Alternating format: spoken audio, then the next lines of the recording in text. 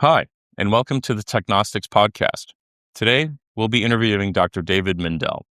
David Mindell is a professor at MIT with 2 undergraduate degrees from Yale, one in electrical engineering and the other in literature. He then went on to MIT to do his PhD in the history of science, focusing on the philosophies of automation and on human-machine interfaces. Since then, he's built a tremendous background in deep oceanographics, working with Dr. Bob Ballard, also known as the explorer responsible for discovering the wreck of the Titanic. Dr. Mindell has written at length on these experiences.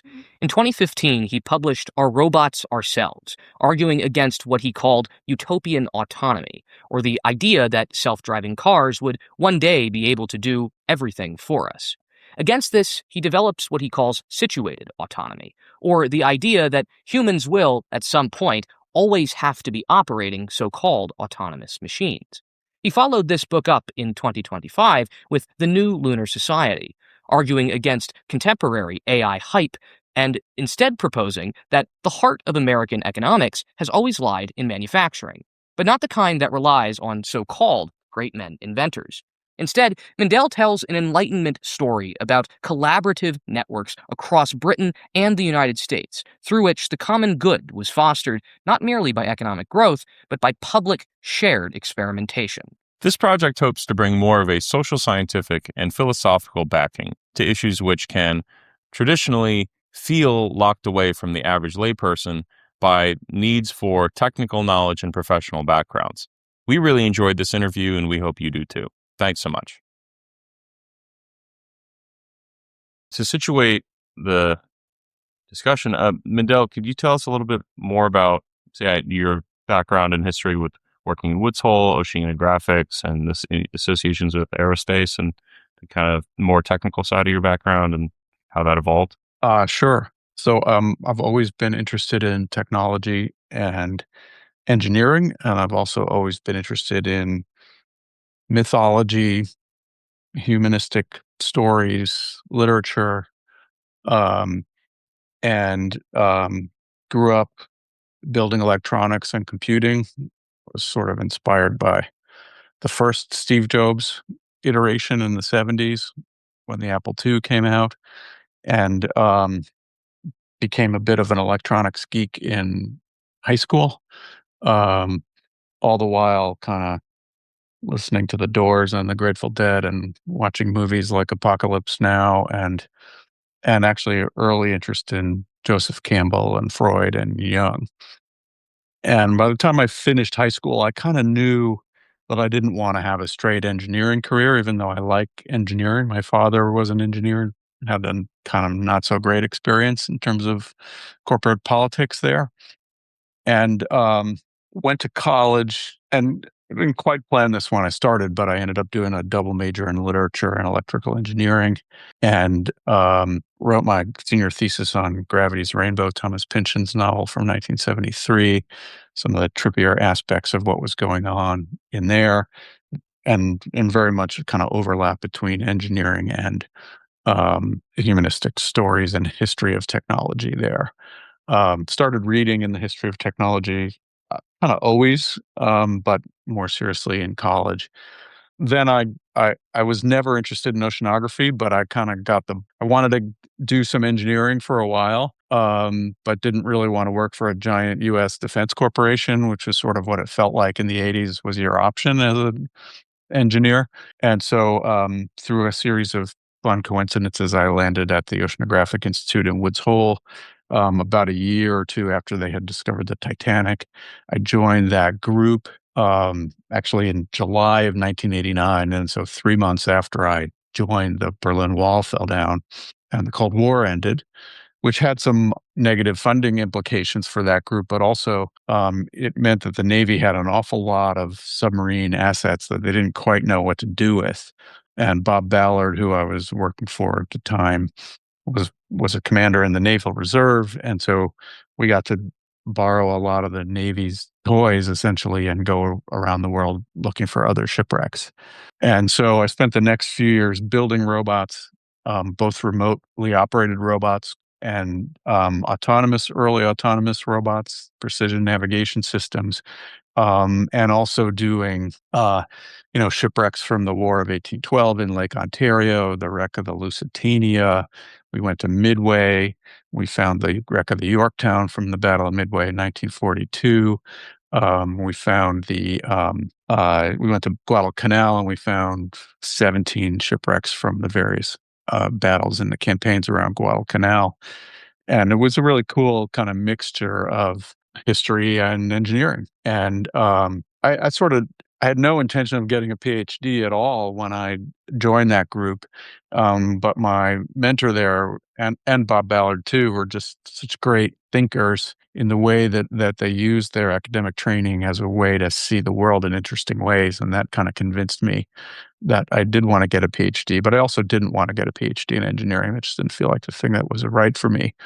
And so came to MIT to study with Leo Marx and Merritt Roe Smith, who were people I had read, and ended up becoming a historian of technology, all the while continuing to do my engineering in the private sector and inventing sonars and licensing them off to companies. And then, somewhat to my surprise, got offered a job on the faculty at MIT when I graduated, and turned that into a research program on what I was doing at Woods Hole was really control systems and control engineering. So I wrote my dissertation on the history of control engineering, which was really very much the kind of early history of cybernetics before Norbert Wiener. Worked with a lot of great folks here, including Tom Sheridan, who had kind of invented this idea of telerobotics and telepresence. And these were all things that were very much kind of in the air for us, both at Woods Hole and at MIT during those years, and very much shaped my outlook on interesting ways to study human machine networks and interactions in ways that were deeper than the kind of superficial stuff that I saw both in the humanities and in the engineering world. I mean, incredible. Could you tell us a little bit more about Marx and Smith, the academics you were studying under, and sort of their background, and maybe how that plugged into your hybrid focus? So Leo Marx had written a book in 1964 called The Machine in the Garden, which was the kind of founding story in some ways about American perception of technology in relationship to the natural world. Hawthorne, Melville, particularly Hawthorne and Melville, but others as well. And although, it was already, that book was 30 years old practically by the time I started grad school. But Leo was very much in a kind of American studies scholar. He had been a student of Perry Miller at Harvard in the 40s. And actually, I'm forgetting who was in between, but, traced their way back to Ralph Waldo Emerson only in about 3 academic generations. So Leo is a very much kind of like old school liberal, humanist, environmentalist scholar of technology, and a great teacher, writer, mentor. And Merritt Roe Smith, who only just retired, is the kind of preeminent historian of the American system of manufacturing, which was the invention of standardized interchangeable parts at the Springfield Armory in the 1830s and 40s. And so in some ways, you think of him really as a historian of manufacturing, but also very much a labor historian. And he has always written a great deal about the kind of shop floor implications of mechanization. And, through that lens, I was able to see some of the robotics we were using as, kind of workplace technology and the impact it had on the way people work. And, most people don't know how to see work and workers. And that's something that I kind of learned in graduate school, was how to think about work, which is one of the most complex things that people do. And then my other mentors and dissertation committee members were, I mentioned Tom Sheridan, who was in AeroAstro at the time, who had really inspired Bob Ballard. In fact, he hired the guy who then hired me at Woods Hole to develop these telerobotics as ways to see into the very deepest parts of the ocean. Sheridan had a very rich view of kind of the interactions between people and machines in complex networks. He had worked on some of the issues around 3 Mile Island back in the 70s. And MIT has always never really had almost anyone on the faculty who does what is called human factors, but has really approached that set of human problems through an engineering lens more than the applied psychology lens that is human factors. And that always kind of appealed to me. I think it's, again, something that's very much in the air. It still is in the air. It's not just me. There's many people at MIT who view these rich human-machine interactions in this way. I think it's part of an institutional culture. Norbert Wiener, of course, is one of them. But again, my dissertation was all about what was happening decades before Wiener and where he got his ideas from. So that's kind of the intellectual tradition that I came up. Well, the other one was Tom Hughes, who was a professor at Penn, but Thomas P. Hughes, who was a historian of networks and electricity and systems in the 40s, 50s, and 60s. And, that was, I always say, like, a dissertation is a document that really only has to please 3 or 4 people. And those are the people who sign it. And those are the people I had to please. And the overlap of their Venn diagram wasn't huge, but that's sort of where I lived. I know Shay and I have spent a good bit of time trying to get more involved or educated in the cybernetics space, mostly because it just has so much to teach us, especially in the age of the internet, obviously. So in Shay and I's conversation about some of your work, we were interested in if you could elaborate a little more on what you meant by situated autonomy and these other terms that you're writing in our robots and ourselves and so on.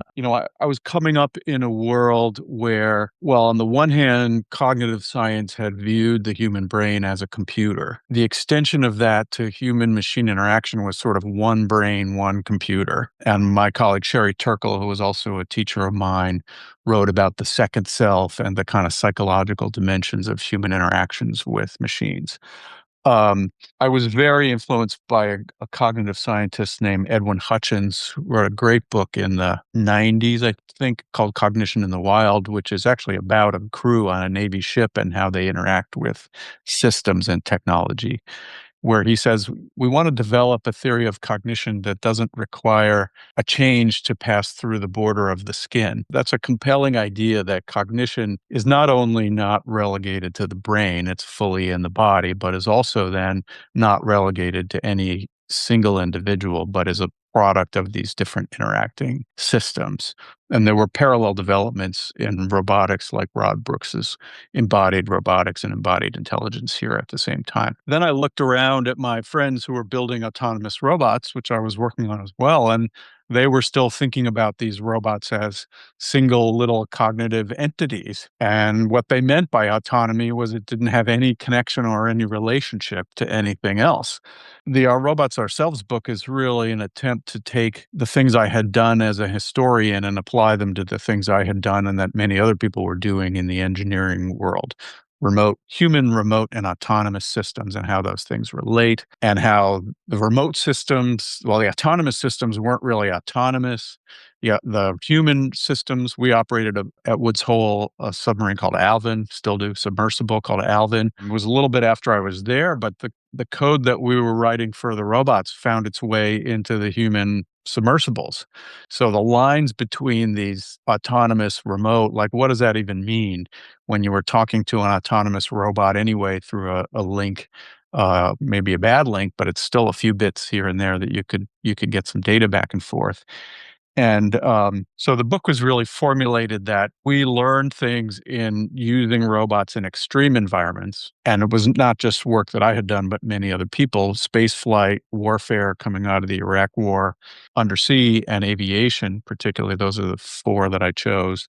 We learned things in those environments, which were forced to adopt robotics for practical reasons decades before factories or homes or many other places.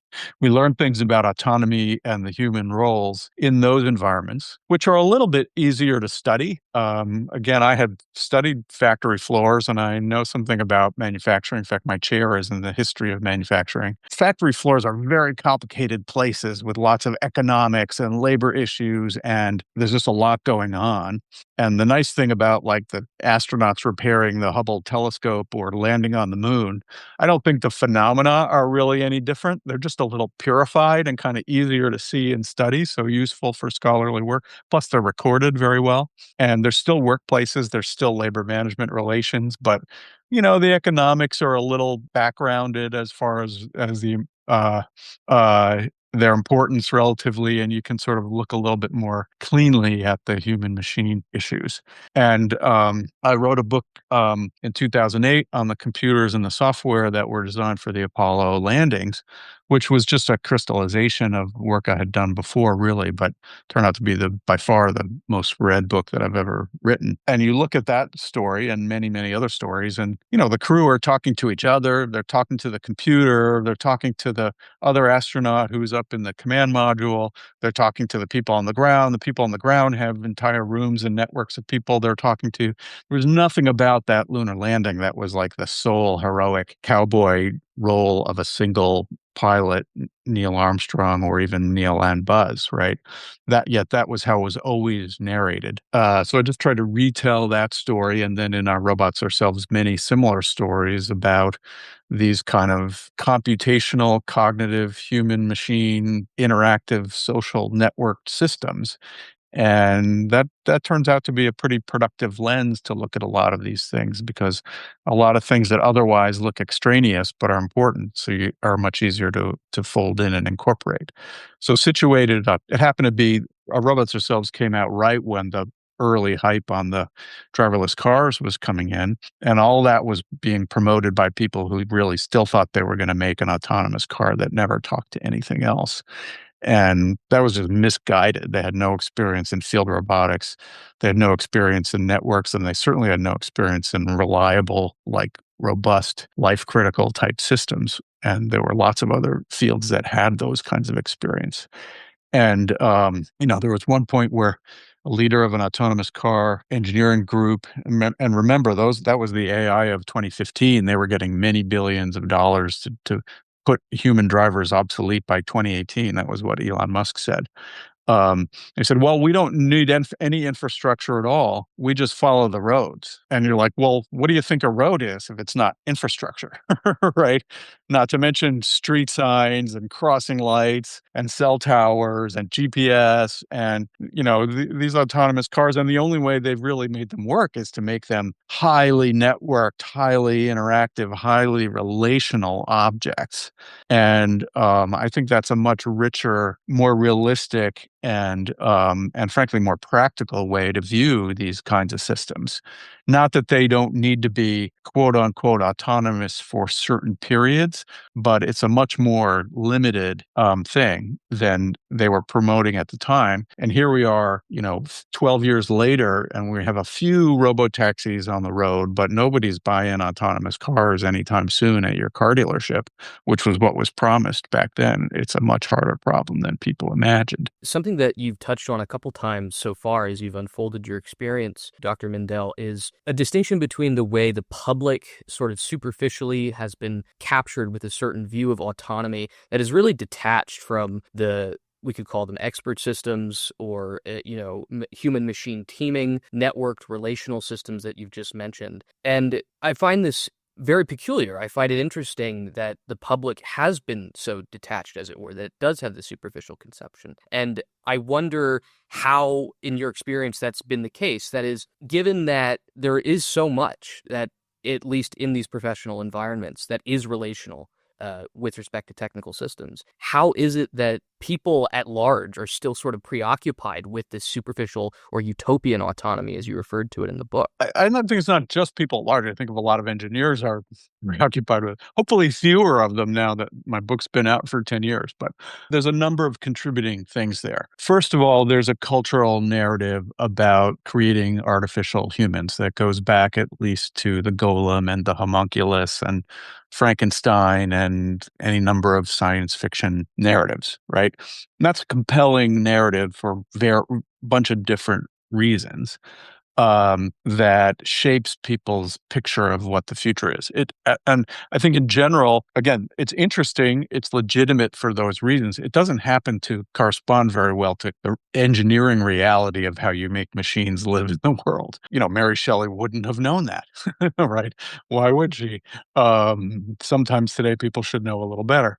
So there's that. I think a lot of engineers don't think very well relationally, right? There's a kind of dream of, I don't have to depend on anyone else. A lot of people say it's a young man's dream. I don't depend on anything. I just sort of go through the world on my own, which we know is false, right? Like nobody can survive that way.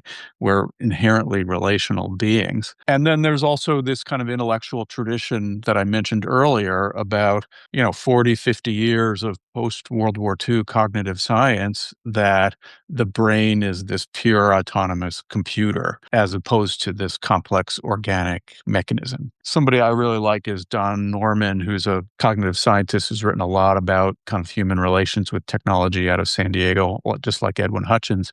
And he has a great quote, which is, the world remembers things for us just by being there. That's why I'm sitting here in my office with all my books, because my books are part of my memory store. And I don't have a good enough memory to remember things, but I can look up and remember what I've read. That's just one little hint about how our cognition is really is formed in our relationship with our environment. Physical objects, biological objects, food, so many other things. And not to mention other people. There's just this other dream history of the purely cognitive HAL type consciousness. And again, I don't think that's illegitimate. I think it's philosophically interesting. I think there's a very interesting cultural tradition of working through all those things.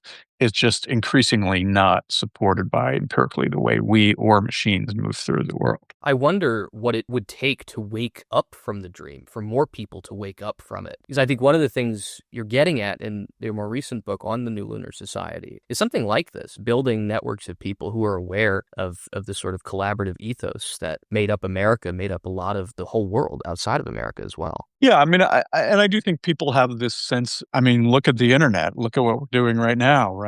It's kind of cool to use a computer to calculate things, but mostly what's mattered is people communicating with each other. Even if it's, living in the virtual world, is the compelling part of the virtual world is the other people who are in it. So, and all of AI is dependent on human cognition and the massive databases of stuff that we've generated all over the last eons. I actually think most people's kind of lived experience of computation and networks, and if they really think about it like how you drive a car, a friend of mine, Seth Teller, if you think about driving is thousands of short-lived social contracts. I stop at a stop sign. I make eye contact with the person crossing the street. They know I see them, then they're okay to walk. That's actually how we move through the world. So I don't think it's all that foreign to people, but there is still this other kind of competing narrative, which these days it's clearer how it serves certain interests, to foreground the giant cognitive factory that cranks out all the intelligence. It seems like there's a general theme going on here where there's a sort of desperate hope for this more dreamlike history of automation as its own self-contained mirror of consciousness, such that it'll have this sort of perfectly sort of unhuman tainted rationality. There's an instinct to attribute some of this to the yearning, the rationalism, which we've been steeped in for the last couple hundred years, in hoping of finding, a purely, air quote, rational, whatever that might mean, solve to political problems. So maybe this isn't a job for engineers, or maybe engineers need to take up more of it, but how do we get engineers to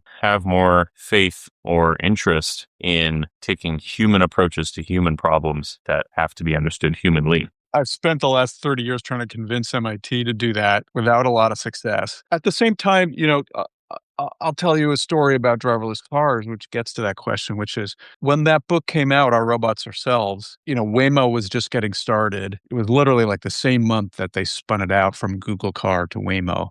And the guy who took over as CEO had some MIT connections, and he reached out to me and he said, let's meet and talk about this in Mountain View. So I went out to Google X. I was there anyway. very notably after working hours, and we went way into the corner of the cafeteria so nobody would hear us. And he opens and he says, "If you keep saying what you're going to say in the book, you're going to have the blood of 30,000 people a year on your hands." We proceeded to have a 3.5-hour conversation about why situated autonomy was a better way to think about for cars than this pure autonomy that was going to be perfectly safe and so on. And, 2, 3 years later, Waymo started to announce, well, the autonomy is going to be limited to urban areas and it's going to be limited to places where we have good connectivity bandwidth. And it's only going to work in certain kinds of streets that we've mapped ahead of time. And took a much more kind of situated autonomy approach, which, by the way, Toyota had always done. And because the head of autonomous cars at Toyota was Gil Pratt, who was a friend from MIT. And I don't know that he was convinced by me, but he came out of that same set of thinking that I had come out of. And so people used to say to me, "Do you think your book changed their mind at Waymo?" And I said, "No, I don't think my book changed their mind. Um, it's all my book does is describe constraints that the real world places on this notion of pure autonomy." And it was the real world that changed Waymo's minds because they realized they weren't able to do it in the way that they had imagined, and they came up with a much more kind of reasonable way to do it. Um, there's also a parallel story, which I haven't mentioned yet, but is very much in the background. Within AI, there was fierce battles for 3, 4 decades over symbolic versus connectionist approaches to AI. And the Symbolic guys, kind of headlined by Marvin Minsky right here at MIT, they're horrified by machine learning and statistical approaches and probabilistic, they consider that stuff dirty, giving up on the dream of AGI, like just dirty, compromised. Why would you ever want to do it that way? Where obviously, at least at the moment, the connectionists have triumphed and the probabilistic approaches, both in robotics and in um, in AI, have really been the ones who have pulled ahead. We're probably working toward a world where there's some mix of those two approaches, but that's a very parallel debate to the debate I'm talking about, and they're almost running next to each other. And you see it today in the people think, oh, we've got this, large language models. They're going to become large behavioral models, and the robots are just going to figure it all out, and we're done. This is something that Shay and I talk about regularly, where it seems as if there was this jump from simply having the connectionist approach, building aggregative tools that patternize data and then extenuate those patterns, extend those patterns out predictably. There is a jump from those things being practical tools for very narrowly scoped uses to this, like, what you would imagine is the sort of ultimate goal of the symbolic approach, that being like creating a consciousness, this whole like replacing human consciousness, recreating human consciousness, singularity, AGI, this whole thing.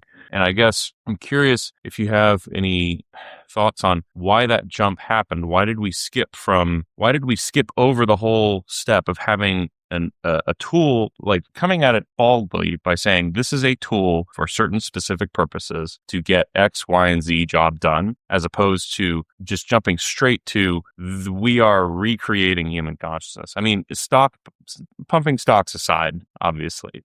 Well, I think you partly encapsulated it there in that the connectionist approach has been very successful at solving problems and producing capabilities, whereas a lot of people in AI are actually much more there for the philosophical and what Minsky called the dream of AGI, right? Creating a symbolic processor.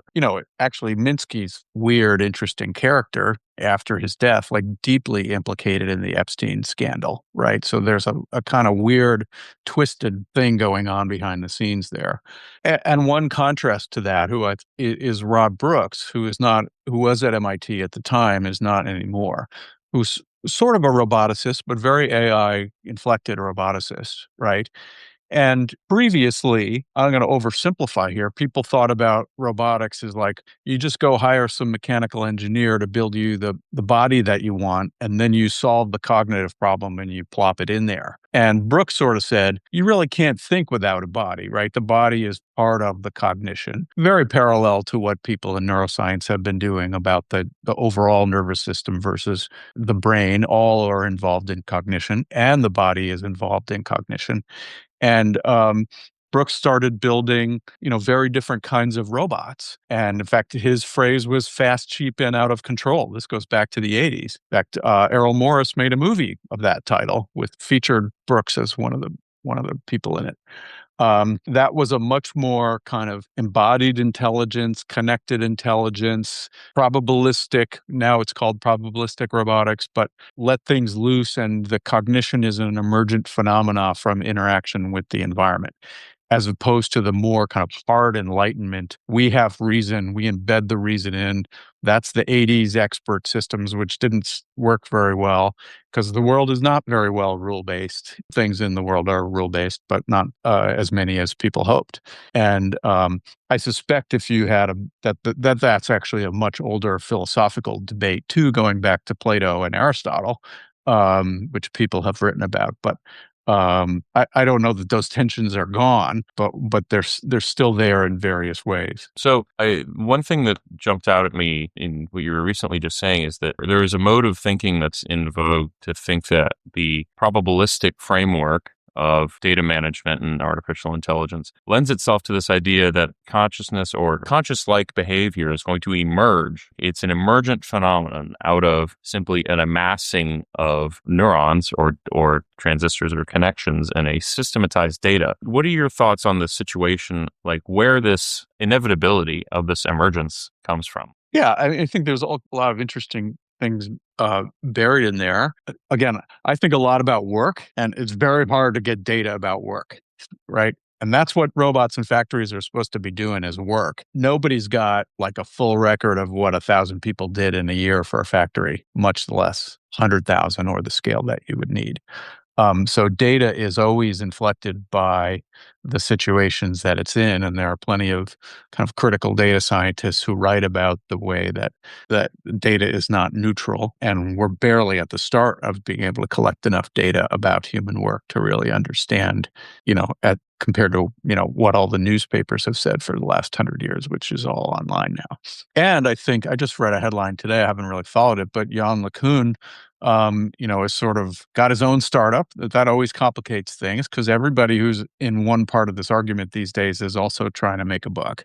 And, very much opposed to the language model as the be all and end all and the full kind of computational scaling. And I think that the tech companies do what they can do. And what they can do is eat all the data that's already digital and try to generate more from the world. But just look at this conversation. I know what your background looks like. I don't know what your apartment looks like or what street it's on or any of that, right? And not to mention all of the other connective things that bring you to this moment. And those things are all very important and still invisible to the digital world. The last thing I was going to ask with regard to this specific topic was, I guess, why did the symbolic approach fall behind, short of just not, I guess not providing as many concrete solutions to immediate problems? I mean, could you provide a snapshot of that? It was only able to produce solutions that were quite brittle for practical problems. And again, AI scientists would say, we don't care about that. We're trying to replicate consciousness and human reasoning. And the world is just not rules based. And I think I'm sure I'm getting out ahead of myself in that I'm not an expert on symbolic AI. I think it has its place in today's world. It's not dead. It will probably come roaring back in some way, so on and so forth. But I'm a historian and not a philosopher for a reason, which is I like the kind of messy empirical world. The same reason I'm an engineer and not a physicist. I kind of live in a world that's kind of incomplete, uncertain, messy, contradictory, and more of an Aristotelian world than a Platonic world. No, that adds up. That makes sense. Shay, you were going to ask something. Yeah, I was going to ask something that spoke more to you were getting at with respect to work. I know you've done some work on the future of automation, the future of work. You had quoted an academic who had said something like a revised Turing test would take seriously the kinds of relational, interpersonal labor, service labor that are really constituting more of the economy. And I have two questions about this. One, I mean, it seems like the amount of compute required to do something like that, just compute, like in a disembodied way, would be extreme, way more than an LLM. And that's not even to take into account the kind of machinic dexterity in which that compute would have to be embedded. And so this is the first question, given the way work has so far been automated, according to, the sort of histories that you've looked at, does it even seem possible? I mean, it seems, again, so extraordinary, so thick with linguistic, historical, cultural implicature, normative implicature. I just don't know. So that's all the first question. And at a more macro level, it does seem in America especially that in the past 50 years, we've turned towards not just, as many people have diagnosed, a mass media industry, a mass consumption industry. Much of the value add to final products is created here, but only by means of, we could call it ideology, branding, etc. Whereas, pointed out in some of your work, the manufacturing is all elsewhere. And so these two things seem to be connected, namely that we are fixated on automation, and yet that is a brand phenomenon, while at the same time, what it would really take to automate is really so technically robust that it can't fit into the branding sort of economics that seem to prevail in America right now. So that's the second question. I mean, what do we do about that, given this trajectory? So those are two small questions. The first one, it was Rodney Brooks who wrote the really good piece on a new Turing test. Just take any job that a lot of people do, and he uses the example of a home health aide, and just look at what they do all day and see what it would take for a computer robot to do that. And again, the hard stuff's all the relational stuff. Not that it's not possible, although the physical manipulation, like picking up a senior citizen out of a bathtub and putting them on the bed after washing them, that's way beyond robotics today. And that kind of gets at the same set of questions about what a connectionist Turing test might look like, or what a socially inflected Turing test might look like. To get to the second question, again, there's been a lot of misunderstanding of the work that goes into things like manufacturing and how much learning it takes and generates.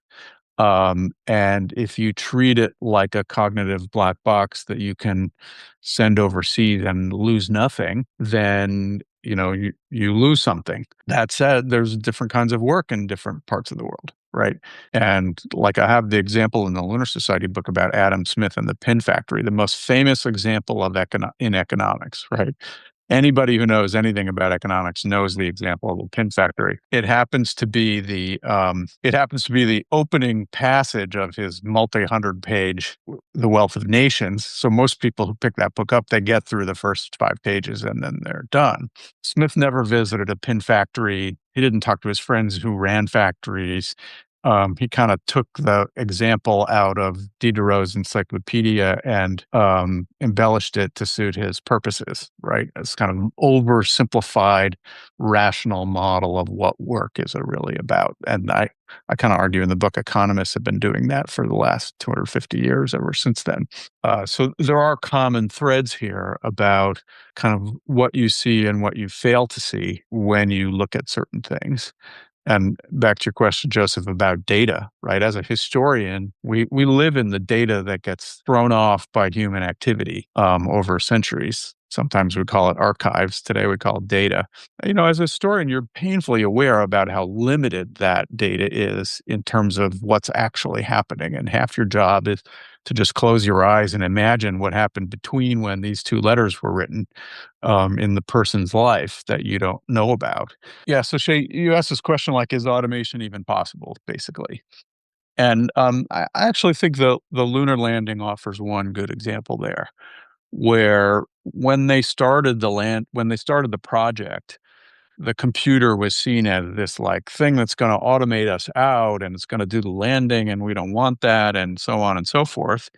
And ironically, the Soviet spacecraft computers at the time were all analog. and they ended up being rigidly highly automated with no flexibility and very little possibility for the crew to have any input. By contrast, the fancy digital computer with software in it that was made for the American lunar landing turned out to be very flexible and interactive with the crew, and in the end, allowed them to do something that they probably couldn't have done at all otherwise, and serve their needs in the right ways. And they tried to land on the moon 6 times, and they succeeded 6 times. And as an engineer, it's hard to argue with that rate, especially since no one's ever tried it again since. And so, I do think there's a kind of happy middle of, I mean, and there are many other examples like that, including much of what we all do at our desks every day, of automation tools to expand out human capability and to partner in the right ways, often partnering with other people, even if those people are invisibly embedded in the code. And so, yes, there is automation all over the place, and we live with it, and it sort of determines our lives and our work. Um, but it tends to be most successful when it is situated into a human environment and thoughtfully implemented in the right ways. As a follow-up to that, do you think there's a necessary space for, you could call it democratization, you could call it focus groups, you could call it, large-scale opinion polling when it comes to the development of these technologies, in that take something like a home healthcare aid. I mean, the amount of input in variation from home to home, person to person, right? It seems that there would have to be a democratic component to that to ensure that this technology is automating not the whims of a certain group of investors, but the people who would really benefit from it and who would, in fact, then like to work for such a firm that would benefit their lives. Does that seem right? Yeah. I mean, I think, back to the driverless car example, there's somebody in your driverless car who's deciding how much risk is okay. I kind of claim in the book, especially if you own that car, that should be you, or you should have some insight into that. Right? It's not like the software in the car is sitting there, take this risk to go around the corner at higher speed. Somebody's told it that these are the parameters that are okay to take. And when we drive ourselves, sometimes we take more risk and sometimes we take less risk, depending on, are you in a hurry? Are your kids sitting in the back? Are you drunk or whatever? So there are human decisions throughout these systems, even when they supposedly, quote unquote, learn from the real world. The architectures, the filters, the set of sensors, everything in them is human defined. A general answer more than a practical answer, those decisions should be made as visible as possible so that the users either have a say in them. It's hard to have a say in everything, or at least they're visible to you. I always use as an example, when I back up my car into a parking spot, there's a little sensor on the back and it starts beeping, and there's a little yellow beep, beep, beep, beep. And then as I get closer to the car behind me, it starts going beep, beep, it's red, and it starts going crazy, right? I happen to know that after 6 inch, that when it starts going crazy, like you're going to hit it, I still have 6 inches to go. That's because the sensor and the indicator is made by a company and a programmer and a designer whose interests are not the same as my interests, right? They want to protect themselves from liability. They want to, wash their hands of my activity. Whereas I'm okay, even if I touch the car a little bit or whatever. As you use these systems, you become aware of these sometimes subtle and sometimes not so subtle divergence of the values from the people who made it from what your values are or goals, or an engineer would call it what's the optimization function that you're optimizing for? What's the cost measurement that you're optimizing for? Well, I'm really glad that you've brought this up, Dr. Mindell, mostly because this is a theme that if there were ever a dominant theme of this podcast, it's that one, which is that we're trying to shed as much light as possible on the immutable social dimensions of all of these technological problems. And that, it's so tempting, and at least the engineering discipline wants to look at the design of a sensor as something that's a strictly asocial, rational conception. But as a systems engineer, and someone who works with requirements on a daily basis, I know perfectly well that when you're executing trade studies and when you're building and designing requirements with certain restrictions and certain tolerances for performance metrics, doing this work, that you're balancing a number of different variables that matter a number of different ways to to stakeholders and to the people involved who are being served by the technological device. Yes, absolutely. The relationship between public discourse online in particular and means by which algorithms carry that discourse forward. I think there's a very common view that suggests a hard division between the form and content of these two things, where the algorithm is a form and the discourse is a content, and the algorithm simply distributes this content without modifying it. But of course, it's really never so neat and tidy. There's always something in the content that is performing a signaling function to the form. There are certain metrics implicit to the text data that designate how exactly the algorithm should operate. And so there's something sensitive, you might say. And the connection point then being your mention of this work on sentimental empiricism in your more recent book, which I think this also seems to me to be a preoccupation in your work, namely that in the human technical system, there is a sensory interface, and it's an interface that involves, we could call it bodily externality, the externality of the digital object. And by externality, I mean that which is unexpected, that which cannot be accounted for, anomaly, things that go wrong, and that there has to be a way, somebody like Taleb would call it like creating anti-fragility as part of the system. And there has to be a way to do that. And yet this is not something that, I don't know, seems to prevail in technical design for whatever reason. I agree with all that. Although I would say, especially these days, it may have been different 20 years ago. I don't think everyone's doing it all wrong, right? I think there are good ways to do this. I think there are systems that are well engineered in these ways. It's what I like about the Apollo example, which I learned a lot from studying. And there's other examples in our robots ourselves. And there are more and more engineers who are trained to think about some of these ways of thinking, right? Not all necessarily. There should be more, and there are now, of course, very powerful economic interests that have people seeing things a certain way. I think about Elon Musk warning about the dangers of AI, right? Like, what is he? He doesn't even do it anymore, but for a while he was going off about that. And there was just this deep compromised self-interest in that conversation. Yet people take him as an authority. And so I do think it's worth pointing out places where you see success and where people have done it thoughtfully, and that's the Lunar Society is a bit of a tried example of people who were thinking in a rich way about the technologies they were producing, and a lot of people do today, but maybe not enough. Yeah, I mean, I think it at one level raises a question as to how exactly we can do it more, and what it would look like to do that more, to encourage, whether they be manufacturing systems or systems of communicative organization in America or in Western countries more broadly, that can account for these sorts of technical complexities when we're not doing so, when we're relying on older habits of thinking, ways of dealing with authority that, they don't, what's the word? They don't comport. They don't behave in the way we expect them to. Well, I like this mantra of product innovation and process innovation. There's a whole bunch in the Lunar Society book about that dichotomy and how we've way overemphasized the product innovation. I ask my students when I teach engineering classes, like, who's your user? And they almost always describe someone who is just like them. And without thinking about an older person or someone who can't read or whatever. Whereas when you bring a product into the field, whatever that ends up being, or into a production environment or into a real workplace, it's like my example of the Waymo car was the environment that forced them to change the way they thought about it. I think we way overemphasize the product innovation, the kind of cognitive, cutting edge.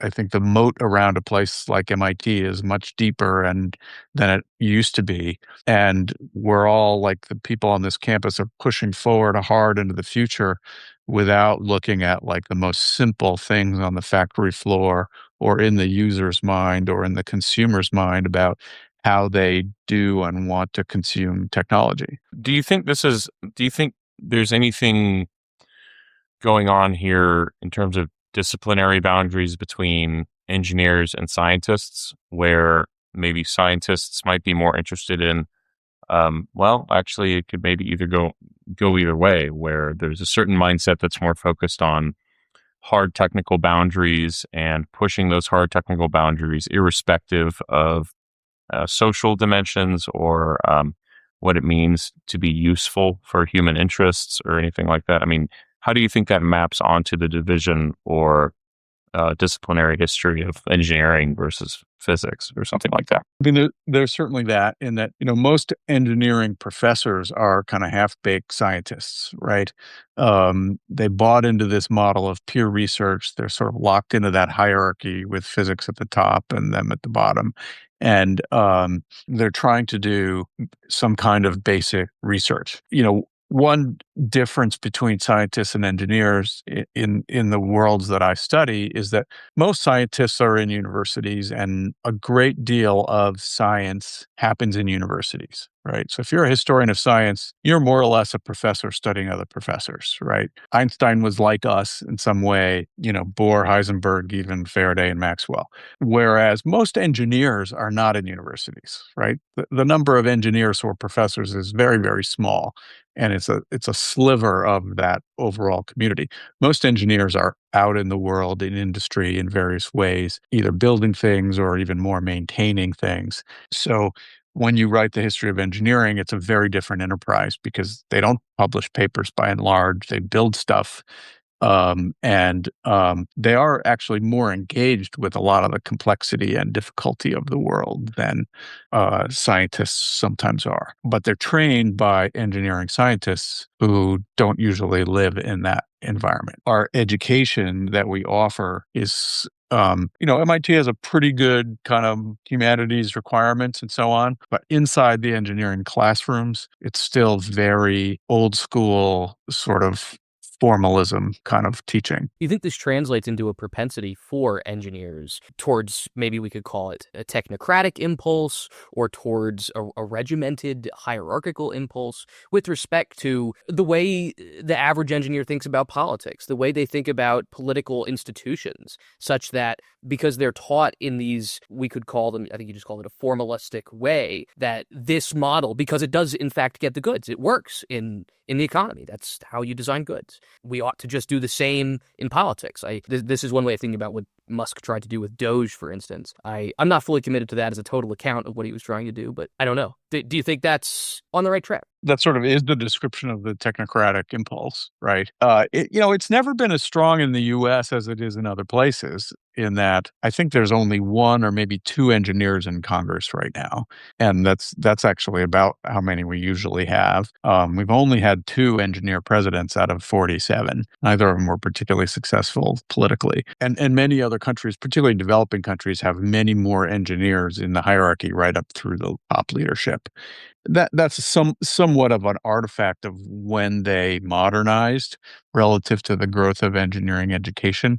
Count the number of lawyers in Congress in this country. I don't know what it is, and I probably don't want to know. But at the same time, engineers always want the world to be rational in that way. I guess I don't want to bash engineers too much, because I do think that most engineers genuinely want to improve the world, right? That's the impulse. They want to build and they want to improve the world. I am one, of course, and I have a lot of respect for anyone who's sort of out there in the world dealing with the messy complexity of it. Is some professors, but not most. And the technocratic impulse maybe is a little bit more of a artifact of the 20th century, and one hopes. I do think there is a cartoon version of Doge, which is right? Like, boy, is that not an engineering problem. And what a failure, this great engineer. Total, absolute failure of that. Total tin ear for the politics. I think of Mark Zuckerberg, who's not an engineer either, but also like the guy has no training in anything social, political, historical, cultural, just totally out of his depth. all the time. And yet, because of the technical skills, has grown, this immense amount of economic power. And yet there are many other people who are not narrow in those ways. Not to put too fine a point on it, but how do we try to build more of an engineering practicum that's socially aware or socially concerned with the human matters at play in, both in the effects of technology and the new dimensions that are unlocked and opened by new technological developments? I do think we want to value building again, which we haven't done very well. I think we want to recognize that making things can be a source of social change. At the same time, that social change is not going to be necessarily driven by making things. Everybody wants to change the world by building a better wind turbine. And we probably need better wind turbines, but they're obviously not going to change the world. Nor, people don't take vaccines anymore. Like, start there. At the same time, I do think, and I talk about this a lot in the book, that a lot has been lost by the kind of loss of the contact with the material world on the part of the professional classes and probably in part of consumers in general. The pandemic, the disruptions in the supply chain kind of brought that home to people, like, holy shit, toilet paper has to come from somewhere. We might not be able to get it tomorrow. Some of that has receded into the background again, but probably should be brought forward.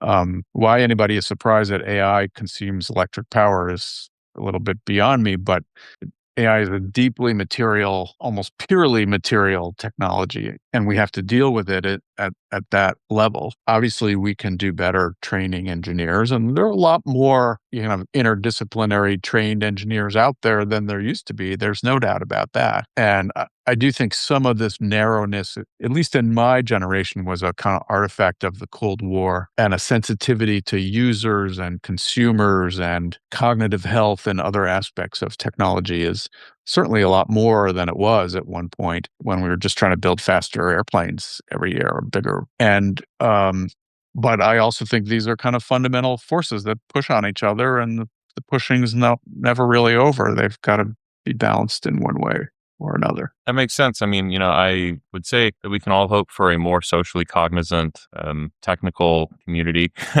just across the board. But I really want to thank you for coming and spending some time with us and talking about some of these issues, which need addressing and need some light. So thank you so much. And if I could just echo, Joe, thank you very much, Dr. Mindell, for speaking with us. This was a really fantastic conversation. I'm glad you guys read the work.